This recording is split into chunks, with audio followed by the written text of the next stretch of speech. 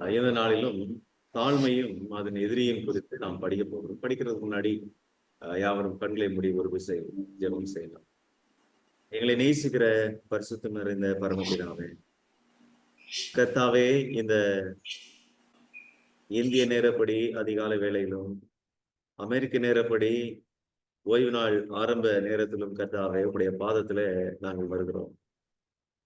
தேவனே, நீர் சேனைகளின் தேவனாகிய கர்த்தர், சர்வ வல்லமை உள்ளவர், இம்மட்டும் எங்களை நடத்தி வருகிற தயவுக்காகவும் நன்றியோடு துதிக்கிறோம் ஆண்டவரே.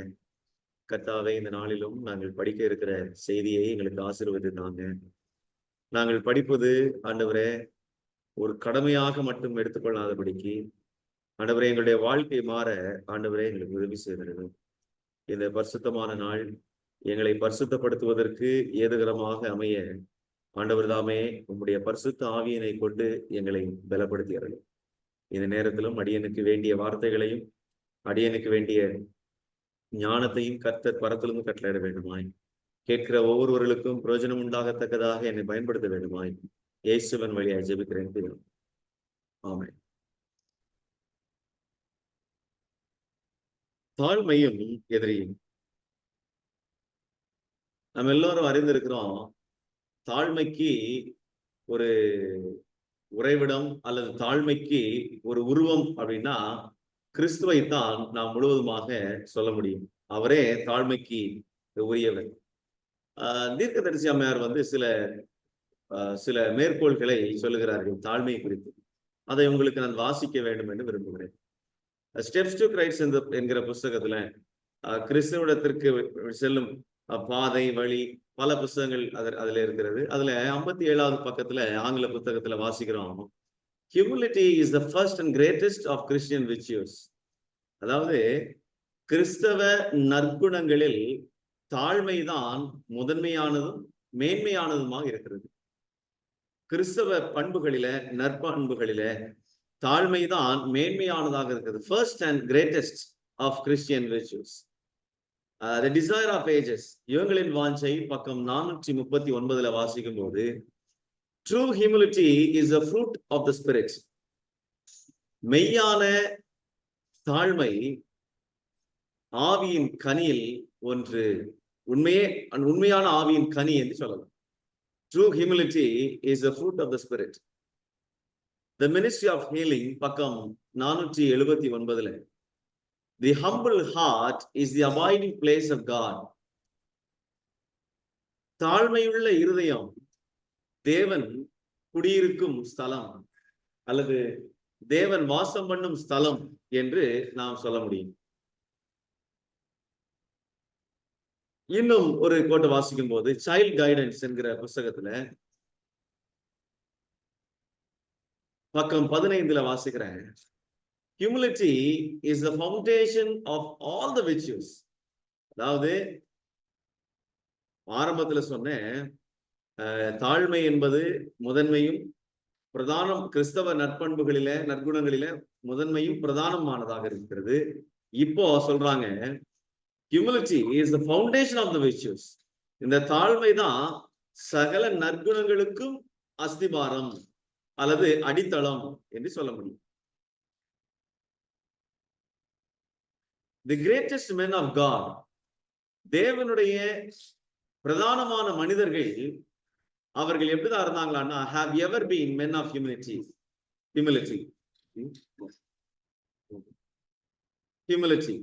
அதாவது அவங்க என்ன அப்படின்னா, மேன்மையான பிரதானமான மனிதர்கள் யாவருமே தேவனுடைய குணத்தை அல்ல தேவனுடைய தாழ்மையை அடைந்தவர்களாகத்தான் இருந்தார்கள் என்று நாம் ஆக்ட்ஸ் ஆஃப் தி அப்போஸ்டல்ஸ் புத்தகத்துல வாசிக்கிறோம். மெய்யான ஒரு மேன்மை, true greatness, patriots and prophets புத்தகத்துல பக்கம் 355 வாசிக்கும் போது, true greatness is measured by humility. இன்னைக்கு உண்மையிலேயே நம்முடைய வாழ்வில ஒரு மேன்மையானவர்களா இல்ல குறைவானவர்களா என்பதை மதிப்பிடுவது என்ன அப்படின்னா நம்முடைய தாழ்மை. True greatness is measured based on our humility. இதெல்லாம் வாசிக்கும் போது நம்முடைய உள்ளத்துல ஒரு எண்ணம் உருவாகணும். என்னன்னா, உண்மையிலேயே நம்ம மேன்மையானவங்களா உண்மையிலே ஆண்டவரை நம்முடைய இருதயத்துல சுமக்கிறவங்களா? உண்மையிலேயே தேவன் பிரதானமான மனிதர்கள் எல்லாரும் தாழ்மையோடு இருந்தார்களே, நான் உண்மையான பிரதானமானவனா என்றெல்லாம் யோசிக்க தோன்றதில்லை. ஆனா நாம் தேவ சமூகத்துல இந்த நேரத்தில் நாம் கேட்கிற இந்த செய்தி நமக்கு ஆசீர்வாதத்தை கொண்டு வருவது மட்டுமல்லாமல் நம்முடைய வாழ்க்கை மாறி பிறருக்கு ஆசீர்வாதத்தை கொண்டு வரும் ஒரு அனுபவமாக இருக்க வேண்டும் என்பது என்னுடைய வாஞ்சம். இந்த இன்னைக்கு என் பாப்பா என்னோட எழுப்பிட்டாங்க. அதான் சிக்கல். வழக்கமா 9 மணி 10 மணி ஆயிடும். இன்னைக்கு காலையில 5 மணிக்கு நான் எந்திரிச்சேன். 5 மணிக்கு அவங்க எழுப்பி உட்கார்ந்து எனக்கு ஒவ்வொரு நேரமும் எனக்கு பால் கொடுங்க, எனக்கு பழம் கொடுங்க, ஸ்வீட் கொடுங்கன்னு சொல்லிட்டு இப்ப பக்கத்துல உட்காந்து காயின்ஸ் வச்சு விளையாண்டு இருக்காங்க. அது எனக்கு டிஸ்டர்பன்ஸ் ஆகும். சரி, இந்த தாழ்மை என்பது தேவன் கொடுக்கிற பேர் ஆசீர்வாதம். பவுல் இதை விளக்குகிறார் பாருங்களேன். பிலிப்பியர் 2ஆம் அதிகாரத்துல 5 முதல் 8 வசனங்களை வாசிக்கலாம். பிலிப்பியர் 2ஆம் அதிகாரத்துல 5 முதல் 8 வசனங்கள். பிலிப்பியர் 2, 5 முதல் 8. கிறிஸ்து இயேசுவில் இருந்த சிந்தையே உங்களிலும் இருக்க கடவது. அவர் தேவனுடைய ரூபமாயிருந்தும் தேவனுக்கு சமமாயிருப்பதை கொள்ளையாடின பொருளாக எண்ணாமல் தம்மை தாமே வெறுமையாக்கி அடிமையின் ரூபம் எடுத்து மனுஷர் சாயலானார். அவர் மனுஷ ரூபமாய் காணப்பட்டு மரண பரியந்தம், அதாவது சிலுவையின் மரண பரியந்தமும் கீழ்ப்படிந்தவராகி தம்மை தாமே தாழ்த்தினார். இந்த வசனத்தை வாசிக்கும் போது சிம்பிள் வேர்ஸ், சாதாரணமா எளிமையான வசனமா தோன்றுகிறது. ஆனா அங்க 8வது வசனம் அது எப்படி முடிக்கிறார் பாருங்க. பவுல் எப்படி விளக்குகிறார்? அவர் சிலுவையின் மரண பரியந்தமும் கீழ்ப்படிந்தவராகி தம்மை தாமே தாழ்த்தினார். சிலுவையின் மரண பரியந்தமும் தம்மை தாமே தாழ்த்தினார், கீழ்ப்படிந்தவராகி தம்மை தாமே தாழ்த்தினார். அப்படின்னா என்ன இதுல இருந்து நான் புரிஞ்சுக்கிட்டேன் அப்படின்னா, சிலுவையின் பாடுகளை கிறிஸ்துவானவர் சகிக்கும் போது பல துன்பங்களையும் உபத்திரவங்களையும் அதோடு சேர்த்து மனிதன் கோபப்படுற அளவுக்கு எல்லா விதமான துன்பங்களை அனுபவிச்சார். எப்படி? தலையில தட்டிட்டு நீ ஞான திருஷ்டி உள்ளவனானால் நீ யார் தட்டுறதுன்னு சொல்லு அப்படின்னு. எத்தனை பேருக்கு தலையில தட்டுறது பிடிக்கும்னு தெரியல. ஆனா எனக்கு சுத்தமா பிடிக்காது. தலையில ஒருத்தவங்க தட்டினாங்க உடனே கையை பிடிச்சிடணும். நோன்றோம். தலையில தட்டுறது யாருக்குமே பிடிக்காது வழக்கமா. இப்ப கிறிஸ்துவை தலையில தட்டிட்டு யாருன்னு சொல்லு பார்க்கலாம் அப்படின்னு. அப்போ பவுல் என்ன விளக்குறாருன்னு சொன்னா, கிறிஸ்துவானவருக்கு கையை பிடிச்சிட்டு தூக்கி போடுறதுக்கு அவர் பலன் இல்லாம இல்ல, அவருக்கு யார் நீதாயா அப்படின்னு சொல்றதுக்கு ஞானம் இல்லாம இல்ல. ஆனா அவர் தன்னை தாழ்த்தி அவர் மௌனமா இருந்தார். That's the explanation Paul is giving here. அவர் சிலுவையின் மரண பரியந்தமும் கீழ்ப்படிந்தவராகி தம்மை தாமே தாழ்த்தினார்னு சொன்னா, ஞானம் இல்லாம, பலன் இல்லாம, அறிவு இல்லாம, சூடு சொரணை இல்லாம இல்ல. அவருக்கு எல்லாம் இருந்துச்சு. ஆனாலும் he moved in humility. அவர் தாழ்மையோடு நடந்து வந்தார். அதான் அங்க விஷயம். காடி தண்ணியை கொடுத்தாங்க. அந்த தண்ணி காடின்னு அவருக்கு தெரியுமா? தெரியும். அத காடி நினைச்சுதான் அவர் தெரிஞ்சுதான் அவர் குடிக்கிறாரு. அந்த தண்ணி எனக்கு அது காடின்னு தெரிஞ்சவன எனக்கு வேண்டாம் அப்படின்னு சொல்றதுக்கு அவர் ரைட் இருந்துச்சு. ஆனாலும் பரவாயில்லை. அவர் அடிச்சாங்க, அவரை துன்புறுத்தினாங்க.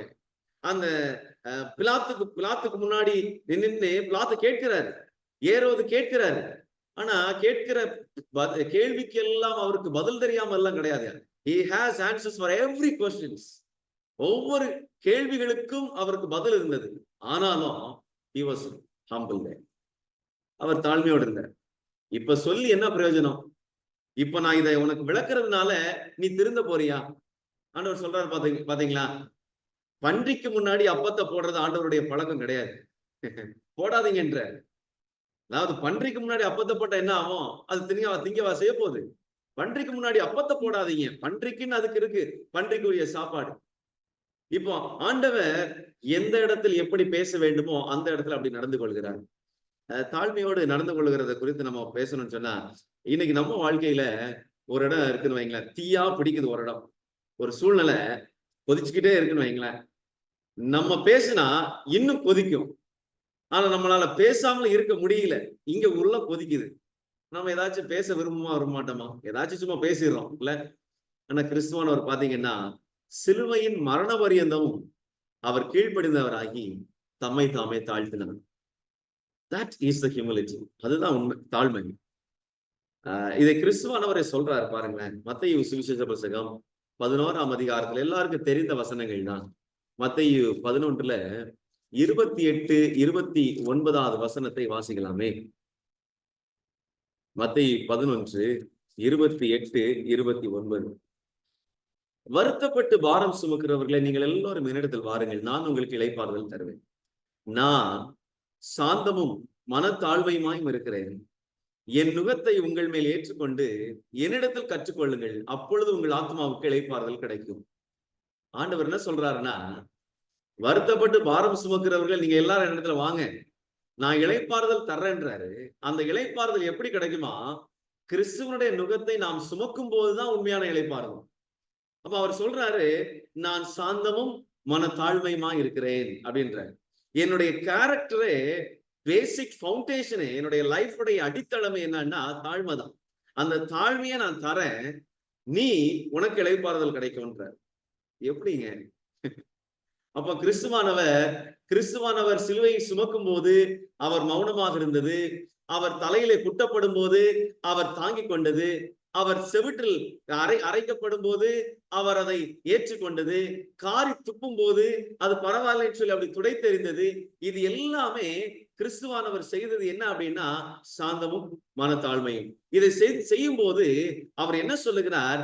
நான் சந்தோஷமா இருந்தேன், நான் நிம்மதியா இருந்தேன், எனக்கு இளைப்பாறுதல் கிடைச்சிச்சுன்னா, நான் என்னுடைய சாந்தமோ என்னுடைய மனத்தாழ்மையுமா இருந்தது, எனக்கு இளைப்பாறுதல் இருந்துச்சு, அதை நான் உனக்கு தாரேன், நீ வா. யாருக்காச்சும் அப்படி இளைப்பாறுதல் இல்லாம இருக்கீங்களா? யாராச்சும் வருத்தத்தோடு இருக்கீங்களா? நீங்க வாங்க அப்படின்னு சொல்லி ஆண்டவர் அழைக்கிறார்.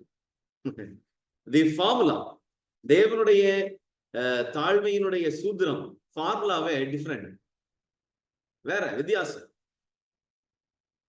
மீகாவின் புஸ்தகம் 6ஆம் அதிகாரத்துல 8வது வசனத்தில் ஆண்டவர் மனுபுத்திரனிடத்தில் எதிர்பார்க்கிற ஒரு விஷயத்தை அங்கே கேட்கிறார். மீகாவின் புஸ்தகம் 5ஆம் அதிகாரம் 8வது வசனம். மனுஷனே, நன்மை என்னதென்று அவர் உனக்கு அறிவித்திருக்கிறார். நியாயம் செய்து இரக்கத்தை சிநேகித்து உன் தேவனுக்கு முன்பாக மனத்தாழ்மை நடப்பதை அல்லாமல் வேற எண்ணத்தை கர்த்தனிடத்து கேட்கிறார். நம்ம வாழ்க்கையில தேவன் எதிர்பார்க்கிறது எல்லாம் என்னன்னா தாழ்மைதான். நம்ம காணிக்கை கொடுக்க போறோமா? காணிக்கையில இருந்து என்ன புண்ணியம் வரணும்? எனக்கு தாழ்மை வரணும். என்னுடைய தாழ்மையிலிருந்து நான் ஆண்டவருக்கு எடுத்து கொடுக்கிறேன். என்னுடைய பெருமையில நான் தான் கொடுக்கிறேன்னு நான் கொடுத்தேன்னு சொன்னா அந்த காணிக்கையில எந்த ஒரு புண்ணியமும் இல்லை, எந்த ஒரு நன்மையும் கிடையாது. என்னுடைய தாழ்மையிலிருந்து நான் எடுத்து கொடுக்கிறேன். ஒரு ஏழையை பார்க்கிறேன், நான் உதவி செய்யறேன் அப்படின்னு சொன்னா நான் தாழ்மையோடு செய்கிறேன். இந்த தாழ்மையை தான் தேவன் நம்மிடத்தில் எதிர்பார்க்க. என்ன செய்தாலும் சரி, எங்கு போனாலும் சரி, எங்கு வந்தாலும், எப்படி தெரிந்தாலும் தேவன் மனித குலத்தில் எதிர்பார்க்கிறது சொன்னா தாழ்மை. Because that's the transcript of his character. இந்த தேவனுடைய 10 பிரமாணமே அவருடைய டிரான்ஸ்கிரிப்ட். இதுல குறிப்பாக அந்த தாழ்மை தான் அந்த பிரமாணங்களை வணைந்து வைத்திருக்கிறதை நாம் பார்க்க முடியும். பிலிப்பியர் 2ஆம் அதிகாரத்துல 3வது வசனம் வாசிக்கும் போது, நம்ம 5ல இருந்து வாசிச்சோம். பிலிப்பியருக்கு நிருபம் 2ஆம் அதிகாரம் 3வது வசனத்திலிருந்து வாசிக்கும் போது, 3வது வசனத்தை மட்டும் வாசிக்கும் போது, ஒன்றையும் வாதினாலாவது பெருமையினாலாவது செய்யாமல் மனத்தாழ்மையினாலே ஒருவருக்கு ஒருவர் தங்களிலும் மேன்மையானவர்களாக எண்ண கடவீர்கள். ஒன்றையும் வாதினாலாவது வீண் பெருமையினாலாவது செய்யாமல் மனத்தாழ்மையினாலே ஒருவருக்கொருவர் தங்களிலும் மேன்மையானவர்களாக எண்ண கடவீர்கள். நமக்கு அந்த எண்ணம் வருதாங்க? கஷ்டம் இல்ல? என்னை விட இன்னொருத்தவங்க சம்பளத்தில் குறைவு அப்படின்னா எனக்கு அந்த தாழ்மை வர்றதில்லை. என்னை விட 12 வருஷ ஊழிய அனுபவத்துல ஒரு 5 வருஷ ஊழிய அனுபவத்துல உள்ளவனை பார்க்கும்போது எனக்கு தாழ்மை வர்றதில்லை. நான் ஒரு இடத்துல நடந்து கொள்ற விதத்தை பார்க்கும்போது, இன்னொரு அதே இடத்துல நடந்து கொள்கிற விதத்தை பார்க்கும்போது அது வித்தியாசமா இருந்துச்சுன்னா அவங்க மேல எனக்கு தாழ்மை வர்றதில்லை. அது பொல்லாத குணம். ஆண்டவர் இடத்துல என்ன சொல்றாருன்னா, ஒன்றையும் வாதினாலாவது வீண் பெருமையினாலும் செய்யாமல் மனத்தாழ்மையினால ஒருவருக்கு ஒருவர் தங்களிலும் மேன்மையானவர்களாக எண்ணுங்கள். நம்ம விட மத்தவங்க in some way or the other, ஏதாவது ஒரு வகையில அவங்க என்னை விட மேன்மையானவங்க. எனக்கு தெரியாது, அவங்களுக்கு தெரியலாம். என்னால முடியாத அவங்களால செஞ்சு முடிக்க முடியலாம். நான் செய்யாத அவங்க செய்திடலாம். அவங்க ஏதாவது ஒரு வகையில ஒருவர் நம்ம மேன்மை உள்ளவர்களாக என்னன்னு சொன்னா, ஆண்டவர் அந்த தாழ்மையின் விதையை நமக்குள்ளாக விதைப்பதற்கு ஆயத்தம் உள்ளவராய் இருக்கிறார். அதோடு சேர்த்து ஆண்டவர் ஒரு வாக்குத்தத்தத்தை கூட கொடுக்கிறார். எல்லாருக்கும் தெரிந்த ஒரு வாக்குத்தத்தம் என்ன அப்படின்னா, வாழ்வின் உயர்வுக்கு ஒரு எளிமையான வழி ஆண்டவர் வச்சிருக்கிறாரு சொன்னா தாழ்மைதான். நம்ம வாழணும், பெரியவங்களா இருக்கணும், உயர்வாக போகணும் அப்படின்னா ஆண்டவர் சொல்றாரு, கர்த்தருக்கு முன்பாக. யாக்கோபு சொல்றாரு, யாக்கோபு 4ஆம் அதிகாரத்துல 10வது வசனத்தில் யாக்கோபுனுடைய மொழியில சொல்றாரு பாருங்க.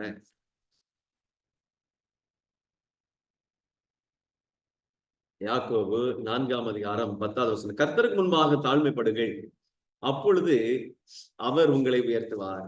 கர்த்தருக்கு முன்பாக தாழ்மைப்படுங்கள், அப்பொழுது அவர் உங்களை உயர்த்துவார். 1 பேதுரு 5ஆம் அதிகாரம் 5வது வசனம் சொல்லுகிறது, அந்தபடி இளைஞரே மூப்பருக்கு கீழ்ப்படியுங்கள், நீங்கள் எல்லோரும் ஒருவருக்கு ஒருவர் கீழ்ப்படிந்து மனத்தாழ்மை அணிந்து கொள்ளுங்கள்.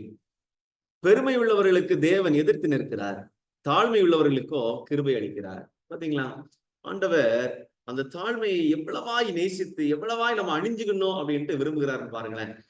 நம்ம ஒரு ஜுவல் அணிகிறோம் அப்படின்னா வச்சிருக்கிறோம். இப்போ அமெரிக்க தேசத்தை பொறுத்த வரைக்கும் ரிங் போடலைன்னா திருமணம் ஆகாதவங்க அப்படின்னு சொல்லி நம்ம கல்ச்சர் சொல்லுது. அப்போ அதுக்காக நம்ம ஒரு ரிங் போட்டிருக்கோம்னு வைங்களேன். அந்த ரிங் போட்டிருக்கோம், பைதவே அந்த ரிங் போடுறதுனால நம்ம பாவம் செய்யல.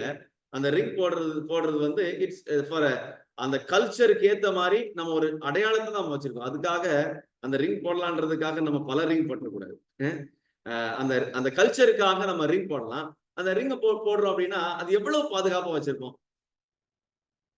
எங்க வெளியே போகும்போது வரும்போது அது என் கையில இருக்குதா இல்லையா, அது பாதுகாப்பா இருக்கா இல்லையா, டைட்டா இருக்கா இல்லையா, விழுந்துடக்கூடாது, வெளியே போறோம், இப்படி எப்படி ஒரு அணி ஒரு பாதுகாப்பாக நாம் அணிந்து வைத்திருக்கிறோமோ அதே போலதான் இந்த தாழ்மை அணிந்து கொள்வதற்கு ஆண்டவர் அழைக்கிறார். பாருங்களேன், 5வது வசனத்தை வாசிக்கிறேன். 1 பேதுரு 5:5, அந்தபடி இளைஞரே மூப்பருக்கு கீழ்ப்படியுங்கள், நீங்கள் எல்லாரும் ஒருவருக்கு ஒருவர் கீழ்ப்படிந்து மனத்தாழ்மையை அணிந்து கொள்ளுங்கள். அதை நம்ம வாழ்க்கையில அதை அணிந்து வைத்திருக்க வேண்டும். ஒவ்வொரு கிறிஸ்தவனும் கிறிஸ்துவை ஏற்றுக்கொண்ட ஒவ்வொரு மனிதனுடைய வாழ்விலும் தேவன் எதிர்பார்க்கிற ஒன்று என்ன அப்படின்னு சொன்னா, கொலோசியருக்கு 3ஆம் அதிகாரத்துல 12வது வசனத்தை வாசிக்கலாம். ஆகையால் நீங்கள் தேவனால் தெரிந்து கொள்ளப்பட்ட பரிசுத்தரும் பிரியருமாய் உருக்கமான இரக்கத்தையும் தயவையும் மனத்தாழ்மையும் சாந்தத்தையும் நீடிய பொறுமையும் தரித்து கொண்டு, ஒவ்வொரு புது விசுவாசி அல்லது ஒவ்வொரு கிறிஸ்துவை ஏற்றுக்கொண்ட மனுஷன், கொலோசியர் 3ஆம் அதிகாரத்துல இந்த பவுல் கொலோசியர் திருச்சபைக்கு, இந்த உலகத்தை நாடாதீங்க, மேலானவைகளை நாடுங்க, இந்த உலகம் அநித்தியமானது, அதுவே நித்தியமானது என்பதை வாசகர்களை நித்தியத்திற்கு நேராக நடத்துகிற ஒரு காட்சியை இந்த 3ஆம் அதிகாரத்துல, கொலோசியர் 3ஆம் அதிகாரத்துல நாம் பார்க்க முடியும். இந்த 3ஆம் அதிகாரத்துல அவர் தொடர்ந்து சொல்லுகிறார் பாருங்க, அவர் எதை அணிந்து கொள்ள வேண்டுமாம், தரித்து கொள்ள வேண்டுமாம், இந்த மனத்தாழ்மையை தரித்து கொள்ள வேண்டும். இன்னைக்கு இந்த மனத்தாழ்மைக்கு தேவன் பல எதிரியை வைத்திருக்கிறான்.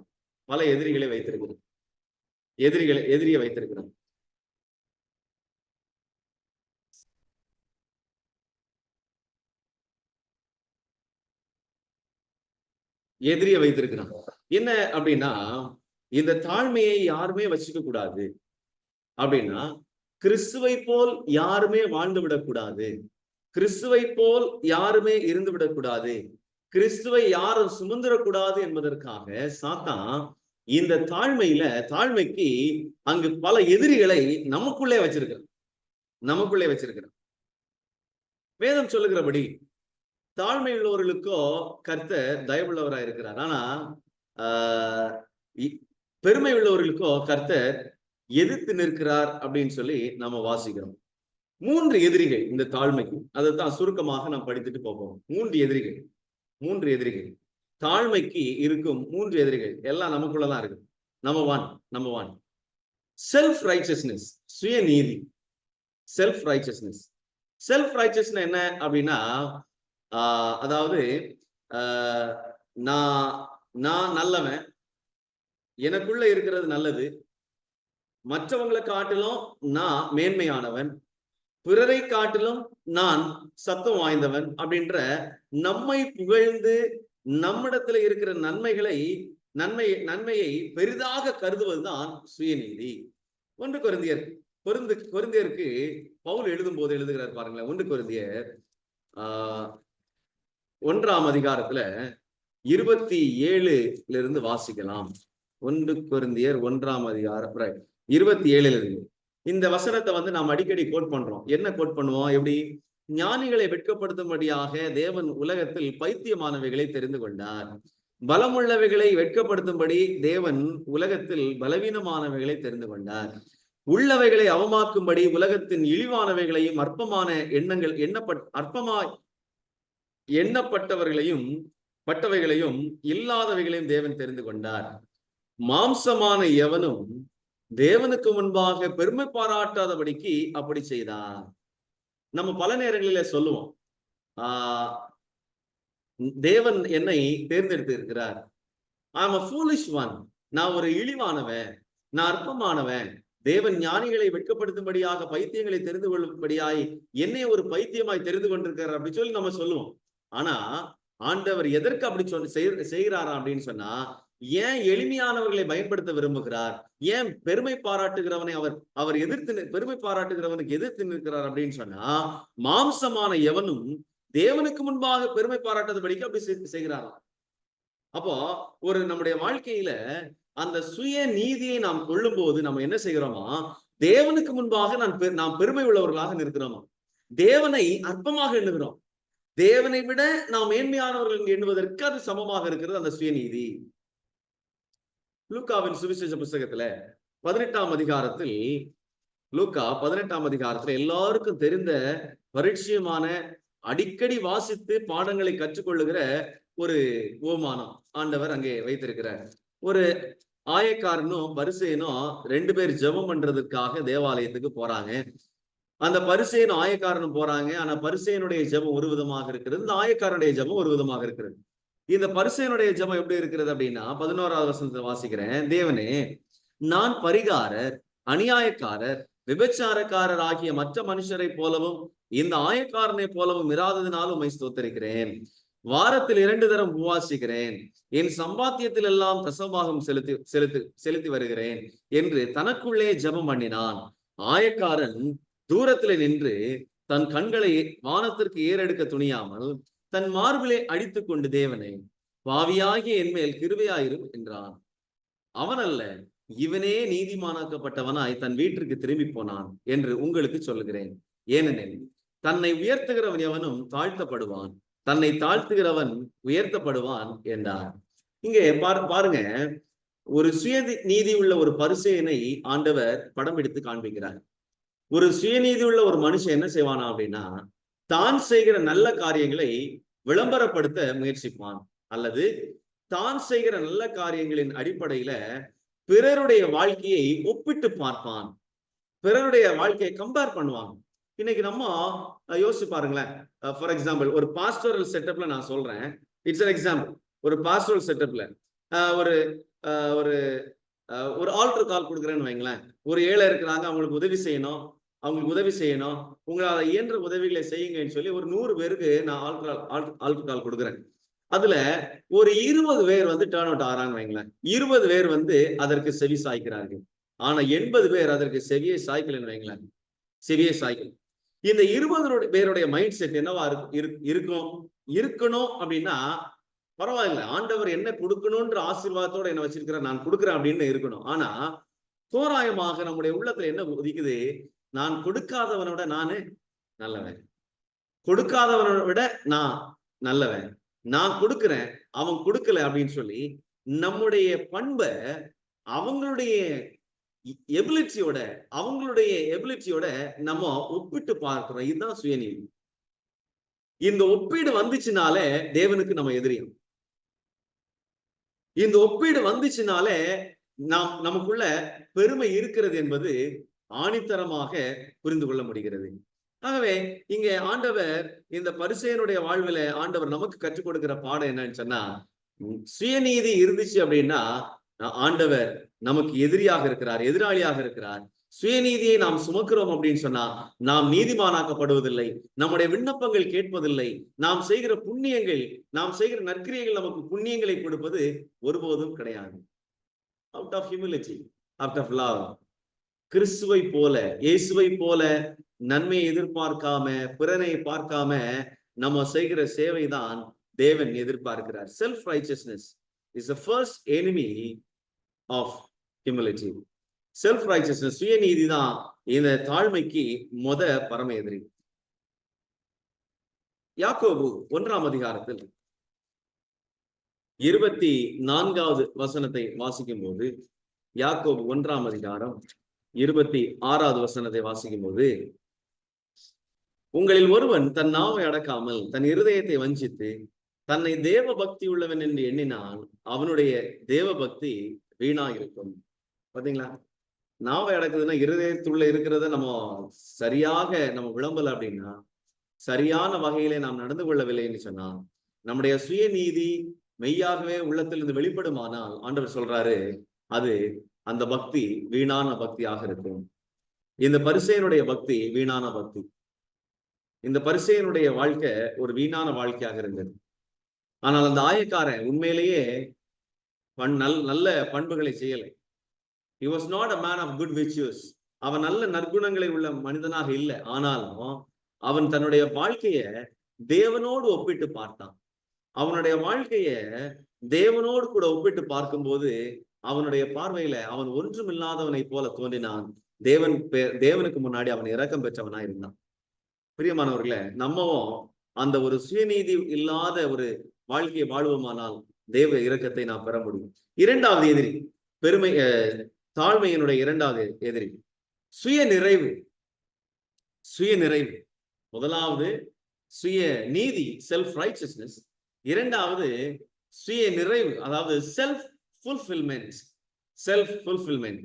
இந்த சுய நிறைவு அப்படின்னு சொன்னா என்ன அர்த்தம் அப்படின்னா, எல்லாம் ஒரு மனுஷன் இருக்கிறான், அவன் எல்லாம் தன்னாலையும் தன்னுடைய திறமையாலையும் எல்லாம் தன்னுடைய முயற்சியால வளர்வதாகவும் வாழ்வதாகவும் நினைப்பவன் தான் இந்த சுய நிறைவு உள்ளவன்.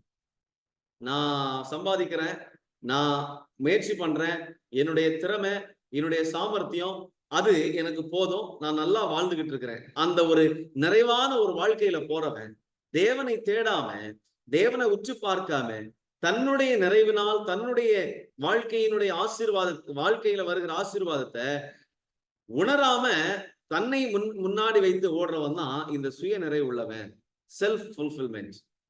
இவனை இப்படிப்பட்ட ஒரு குணம் உடையவனை வேதம் சொல்லுகிறது.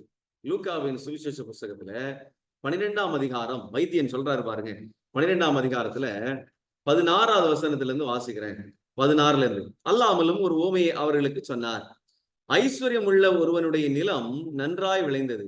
அப்பொழுது அவன், நான் என்ன செய்வேன்? என் தானியங்களை சேர்த்து வைக்கிறதுக்கு இடமில்லையே. நான் ஒன்று செய்வேன், என் களஞ்சியங்களை இடித்து பெரிதாய் கட்டி எனக்கு விளைந்த தானியத்தையும் என் பொருட்களையும் அங்கே சேர்த்து வைத்து, பின்பு ஆத்துமாவே, உனக்காக அநேக வருஷங்களுக்கு அநேக பொருட்கள் சேர்த்து வைக்கப்பட்டிருக்கிறது, நீ இளைப்பாரி புசித்து குடித்து பூரிப்பாயிர் என்று என் ஆத்மாவோட சொல்லுவேன் என்று தனக்குள்ளே சிந்தித்து சொல்லிக் கொண்டான். இது செல்ஃப் ஃபுல்ஃபில்மெண்ட் மைண்ட். அதாவது அவன் சம்பாதிக்கிறான், அவனுடைய சாமர்த்தியத்துல அவன் தன்னுடைய களஞ்சியத்தை இடித்து பெரிதாக்குகிறான். அவன் சம்பாதிச்சு அவனுடைய வாழ்க்கையில என்ன ஒரு எண்ணம் அப்படின்னா, நான் தான், என்னுடைய திறமை, என்னால நான் வளர்றேன், என்னால என் வாழ்க்கை நல்லா இருக்குது அப்படின்னு சொல்லி ஒரு நினைப்பு. நம்முடைய நம்ம புரிந்து கொள்ள வேண்டுங்க, நம்முடைய பணிகளோ நம்முடைய முயற்சிகளோ நம்முடைய சாமர்த்தியமோ எதுவுமே நம்முடைய வாழ்க்கையில மேன்மைகளையும் ஆசீர்வாதத்தையும் தரவே தராது. தேவன் நமக்கு ஆசீர்வாதத்தை தராத பட்சத்துல நாம் ஒருபோதும் அதை பெற்றுக்கொள்ளவே முடியாது. நமக்கு இன்னைக்கு ஒரு நல்லது நடக்குது, இல்ல நம்ம வேலை இன்னைக்கு செழிப்பாகுது, இன்னைக்கு நம்ம ஒரு வேலை செஞ்சதுனால அதன் மூலமாக நம்முடைய வாழ்க்கையில நம்ம வளர்றோம் அப்படின்னா, அது நமக்கு சொந்தமானது அல்ல. அது நாம் சம்பாதித்த ஒரு நிறைவு அல்ல, நாம் சம்பாதித்த ஒரு மேன்மை அல்ல. அது தேவன் நமக்கு கொடுத்தது. அதைத்தான் நாம் புரிந்து கொள்ள வேண்டும். ஆனா இங்க இந்த மனுஷன், ஆண்டவர் சொல்றாரு, அவனுடைய தானியத்தை களஞ்சியங்களை இடித்து பெரிதாக்கி கட்டி விளைந்த தானியத்தையும் தன் பொருட்களை அங்கே சேர்த்து வைக்கிறதுக்கு அவன் என்ன எண்ணம் கொண்டிருந்தானா, நான் தான் இது சம்பாதிச்சேன், இன்னும் இது மேல்மேலுமாக வளர்ந்து கொண்டே போக வேண்டும் அப்படின்னு சொல்லி ஒரு போலியான மனநிறைவு உடையவனா இருந்தான். அது அவனுடைய வாழ்க்கையில பெருமையை கொண்டு வந்தது. எனக்கு யாரும் தேவையில்லை, எனக்கு இருக்கிறது போதும் என்கிற ஒரு நிறைவான ஒரு வாழ்வு பெருமைக்கு இரண்டாவது சாப்பாடு, தாழ்மைக்கு இரண்டாவது எதிரி. மூன்றாவது சுய திருப்தி, செல்ஃப் சாட்டிஸ்பாக்சன். முதலாவது செல்ஃப் ரைச்சியஸ்னஸ், இரண்டாவது செல்ஃப் ஃபுல்ஃபில்மெண்ட், மூன்றாவது செல்ஃப் சாட்டிஸ்பாக்சன். நிறைய பேர் நம்ம என்ன நினைக்கிறோம்னா, நான் வளர்ந்தது போதும், ஆவிக்குரிய வாழ்க்கையில வளர்ந்தது போதும், எனக்கு எல்லாம் தெரியும், நான் படிச்சுட்டேன், ஞானஸ்தானம் எடுத்துட்டேன், சபையில நான் சேர்ந்துட்டேன், ஐ எம் ஆல் ரைட் அப்படின்னு நினைக்கிறோம். இல்லைங்க, நாம் இன்னும் பாவிதான், மன்னிக்கப்பட்ட பாவிகள், தேவனுடைய நீதியை பெற்றுக்கொண்ட பாவிகள். We need savior on everyday basis. ஒவ்வொரு நாட்களின் அடிப்படையிலும் நமக்கு இரட்சகர் அவசியம் என்பதை நாம் புரிந்து கொள்ள வேண்டும். Self satisfaction. இந்த பவுல் தன்னுடைய வாழ்க்கையில எவ்வளவோ ஊழியத்தை சாதித்தவர். வேதாகமத்தில, புதிய ஏற்பாட்டு புத்தகங்களில பிரதானமான இடங்களை வைக்கிறவர் அவர்தான். அவர்தான் சபைக்கு மிகப்பெரிய ஒரு தூணாக இருந்திருக்கிறார். இன்னைக்கு நமக்கு பல கருதலான சத்தியங்களை விளங்கிக் கொள்வதற்கு பவுலுடைய நிருபங்கள் அதிகமான பங்கு வகிக்கிறது. பவுலுடைய கோட்டை வாசிக்காம நியாயப்பிரமாணத்தை நம்ம முடிக்க முடியாது. பவுலுடைய வாக்கியத்தை நம்ம வாசிக்காம கிறிஸ்துவனுடைய நீதியை குறித்து நாம் முழுமையாக விளங்கிக் கொள்ள முடியாது. பவுல் அவ்வளவு தியாலஜியை கொடுத்திருக்கிறார். இந்த பவுல் என்ன சொல்றாரு தெரியுமா? 1 தீமோத்தேயு 1ஆம் அதிகாரத்துல தன்னுடைய இளம் ஊழியக்காரனுக்கு, தன்னோடு கூட இருந்த இளம் ஊழியக்காரனுக்கு ஆலோசனை கொடுக்கும் போது அவர் சொல்லுகிறார். 1 தீமோத்தேயு 1ஆம் அதிகாரம் 15-16 வசனத்தை வாசிக்கலாம். 1 தீமோத்தேயு 1ஆம் அதிகாரம் 15-16. பாவிகளை ரட்சிக்க கிறிஸ்து இயேசு உலகத்தில் வந்தார் என்கிற வார்த்தை உண்மையும் எல்லா அங்கீகரிப்புக்கும் பாத்திரமானது. அவர்களில் பிரதான பாவி நான். அப்படி இருந்தும் நித்திய ஜீவனை அடையும்படி இனிமேல் இயேசு கிறிஸ்துவனிடத்தில் விசுவாசமாய் இருப்பவர்களுக்கு திருஷ்டாந்தம் உண்டாகும் பொருட்டு பிரதான பாவியாகிய என்னிடத்தில் அவர் எல்லா நீடிய பொறுமையையும் காண்பிக்கும்படி இரக்கம் பெற்றேன். அப்படின்னு என்ன சொல்றாரு? நித்திய ஜீவனுடைய நிச்சயத்தை நான் அடைந்திருந்தாலும் நான் தினந்தோறும் இயேசுவனுடைய இரக்கத்தை பெறுகிறவனாக நான் இருக்கிறேன் அப்படின்னு சொல்லி பவுல் குறிப்பிடுகிறார். தன்னுடைய பவுல இன்னைக்கு பரிசுத்த பவுல் என்பார்கள், அப்போஸ்தல பவுல் என்பார்கள், தூய பவுல் என்பார்கள். ஆனால் பவுல அவரே என்ன சொல்றாருன்னா, பாவியிலும் பிரதான பாவி நான். பாவிகளை ரட்சிக்க கிறிஸ்து இயேசு உலகத்தில் வந்தார் என்கிற வார்த்தை உண்மையும் எல்லா அங்கீகரிப்பும் பாத்திரமானது. அவர்களில் பிரதான பாவி நான். மற்றவங்களை விட நான் பாவி என்கிற குணம் நமக்குள்ள வர வேண்டும். என்னுடைய பாவம் கழுவப்பட வேண்டும் என்கிற உள்ளம் நமக்குள்ளாக உருவாக வேண்டும். இன்னைக்கு நான் பாவத்தை வெறுத்துட்டேன், நான் நல்லவன் அப்படி நம்ம என்னைக்கு நினைக்கிறோமோ அன்னைக்கே நான் தோல்வி அடைஞ்சிட்டோம். அன்னைக்கே நமக்குள்ள அந்த தாழ்மை எதிரியை நம்ம குடிகொள்ள வச்சிட்டோம். மத்தேயு சுவிசேஷ புத்தகத்தில் 18ஆம் அதிகாரம் 3வது வசனத்தை வாசித்து நிறைவு செய்யலாம். நீங்கள் மனம் திரும்பி பிள்ளைகளை போல் ஆகாவிட்டால் பரலோக ராஜ்யத்தில் பிரவேசிக்க மாட்டீர்கள் என்று மெய்யாகவே உங்களுக்கு சொல்லுகிறேன். இந்த பிள்ளைங்களுடைய வாழ்க்கையில இந்த சுயநீதி இருப்பதில்லை, செல்ஃப் ஃபுல்ஃபில்மெண்ட் இருப்பதில்லை, செல்ஃப் சாட்டிஸ்பாக்சன் இருப்பதில்லை.